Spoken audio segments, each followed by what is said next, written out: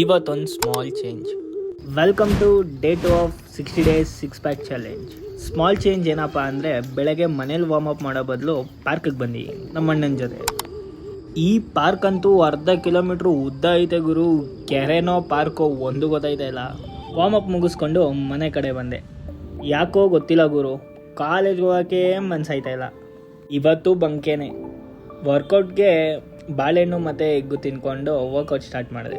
ಮತ್ತೆ body free ಆಗಲಿ ಅಂತ ವಾರ್ಮ್ ಅಪ್ ಮಾಡಿ ವರ್ಕೌಟ್ ಸ್ಟಾರ್ಟ್ ಮಾಡಿದೆ.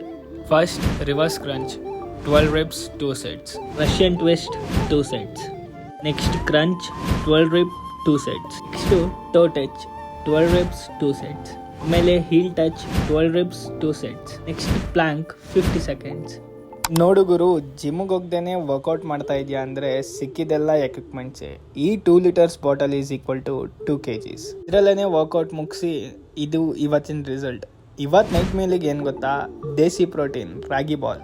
ಮತ್ತೆ ಸಿಗೋಣ ನಾಳೆ.